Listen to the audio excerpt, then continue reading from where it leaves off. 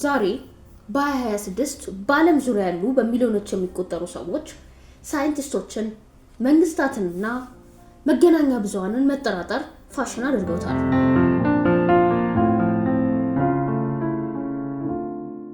ይህ የሆነው ግን በድንገት አይደለም። የሰው ልጅ በታሪክ ውስጥ ብዙ ጊዜ ተዋስቷል።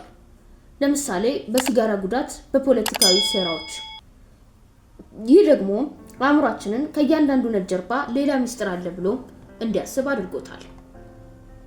በአንደኛው ክፍለ ዘመን ሆነን ሰዎች መሬት ሉል አይደለችም ብለው ሲከራከሩ መስማት ለብዙዎች አስቂኝ ሊሆን ይችላል። ነገር ግን የፍላት ኤርዘርስ እንቅስቃሴ እያደገ የመጣው በድንቁርና ሳይሆን በከፍተኛ ጥርጣሬ ነው።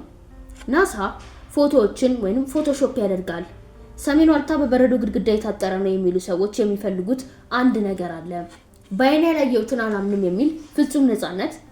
ይህ ንቅናቄ ዛሬ በኢንተርኔት አማካኝነት እንደ ሰደድ እሳት ተሰራጭቷል። ይህ ደግሞ የዘመናዊው ሳይንስና የፍልስፍና ከፍተኛ የሴራ ንድፈ ሀሳብ ነው። እንደ ኒክ ቦስትሮም ያሉ ፈላስፋዎችና እንደ ኤለን መስክ ያሉ የቴክኖሎጂ ሰዎች እኛ የምንኖርበት ዓለም በላቀ ስልጣኔ የተሰራ ቪዲዮ ጌም የመሆን እድሉ ከቢሊዮን አንድ ነው ይላሉ። ብዙ ሰዎች አንድን ታሪካዊ ክስተት በተመሳሳይ መንገድ ተሳስተው ያስተውላሉ። ለምሳሌ የኔልሰን ማንዴላ በእስር ቤት ውስጥ መሞት፣ እውነታው ግን በ2013 በቤታቸው ነው የሞቱት።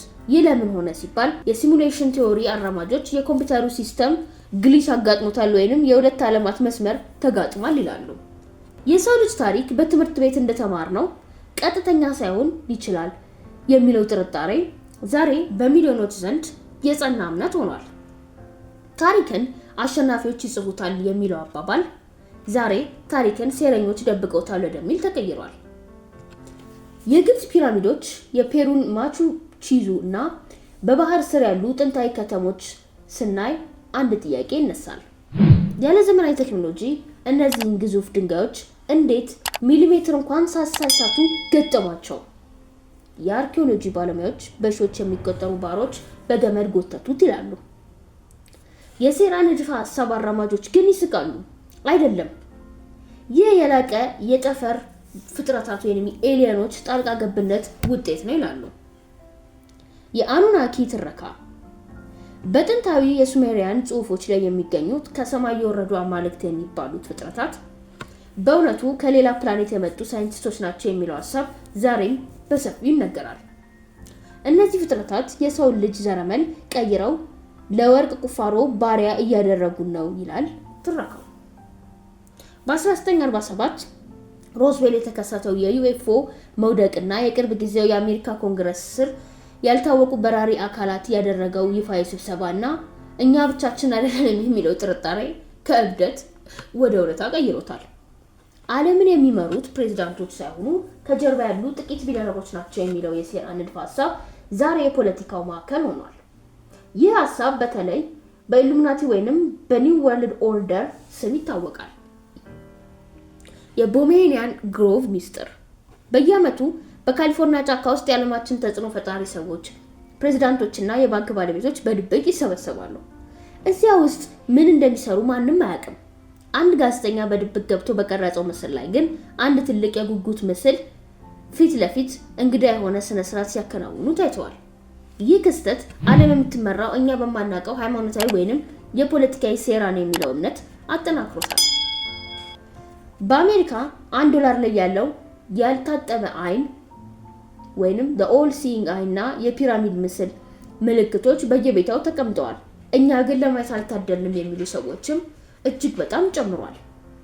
በቅርቡ በኢንተርኔት ላይ በሰፊ የተሰራጨ ያለው ሌላው እንግዳ ቲዎሪ ቶርቲያ ይባላል። ይህ ቲዎሪ እንደሚለው በ19ኛው ክፍለ ዘመን በፊት በመላው ዓለም አሜሪካን ጨምሮ እጅግ የላቀ ስልጣኔ የነበረው ቶርታሪያን የሚባል ኢምፓየር ነበረ።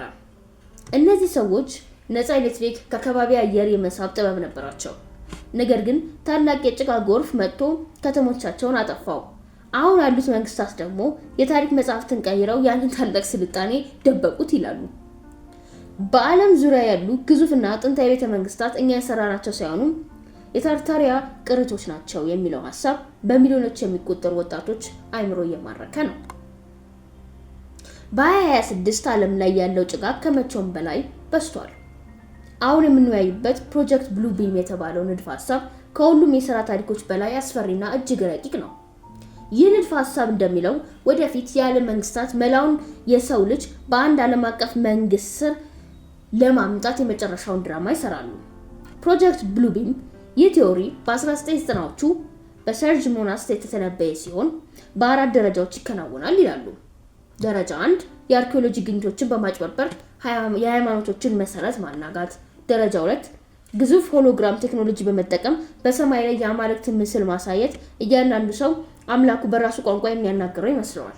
ደረጃ 3 የሰውን አእምሮ በዝቅተኛ የሞገድ ድግምግሞች በመቆጣጠር አምላክ በውስጤ እያናገረኝ ነው ብሎ እንዲያምን ማድረግ። ደረጃ 4 ደግሞ የተፈር ፍጥረታት ወረራ እንደመጣ በማስመሰል ህዝቡን በማስፈራራት በዚያን ጊዜ ህዝቡም አንድ ሆነን ካልተዋጋን እንጠፋለን በሚል ስጋት ነፃነቱን አሳልፎ ለዓለም አቀፍ መንግስት ይሰጣል።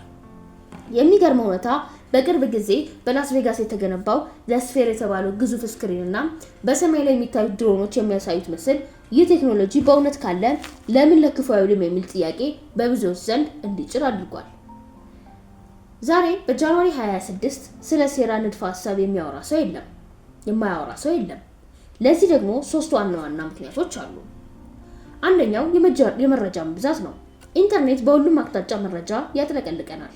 በዚህ መሃል ትክክለኛ የትኛው ነው ብለን ስንጠይቅ ደግሞ አስደንጋጭና ያልተለመደው ኮንስፓይረሲ ቲዮሪ የበለጠ ትኩረት ይስባል። ትልልቅ ተቋማት፣ መንግስታት፣ ሳይንቲስቶችና ሚዲያዎች በገንዘብና በፖለቲካ ሲገዙ ስናይ ህዝቡ እነሱ የሚሉትን ተቃራኒ ማመን ይሻለኛል የሚል ስነ ልቦና ውስጥ ገብቷል። ዓለም በጦርነት በበሽታና በኢኮኖሚ ቀውስ ስትናወጥ ሰው ይህ ሁሉ በአጋጣሚ የመጣ ነው ከሚል ይልቅ ሴራ ነው፣ አንድ አካል እየተቆጣጠረው ነው ብሎ ማመን ይመርጣል። ምክንያቱም በሰረኞች ቁጥጥር ስር ነን ብሎ ማመን ዓለምን ያለ ምንም መሪ በባዶ ሜዳ እየተናወጠች ነው ከሚለው ከባዶነት ስሜት ይሻላል።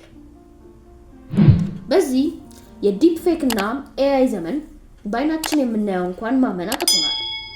ቪዲዮውን ውሸት ሊሆን ይችላል፣ ድምጽ የተቀረጸ ሊሆን ይችላል፣ ምስሉ በኮምፒውተር የተሰራ ሊሆን ይችላል። ታዲያ በዚህ ዓለም ውስጥ ሴራ እና እውነት ምንድን ናቸው? ምናልባትም ትልቁ ሴራ እኛን መሬት ጠፍጣፋ ናት ወይንም አልማዞች ድንጋይ ናቸው የሚሉ ትናንሽ ንትርኮች ውስጥ አጥምዶም ከፊት ለፊታችን ያለው እውነተኛውን ለውጥ የሰው ልጅ በቴክኖሎጂ ባሪያ መሆኑን እንዳናይ ማድረግ ሊሆን ይችላል። የሴራ ንድፈ ሐሳቦች አእምሯችንን ንቁ እንዲሆን ያደርጋሉ። ጥርጣሬ የጥበብ መጀመሪያ ነውና፣ ነገር ግን በጥርጣሬ ውስጥ ስንኖር እውነትን የመፈለግ ጉዟችን ወደ ጥላቻና ወደ ፍርሃት እንዳይቀየር መጠንቀቅ አለብን። ዓለም እኛ ከምናውቀው በላይ ሰፊና ምስጢራዊ ናት።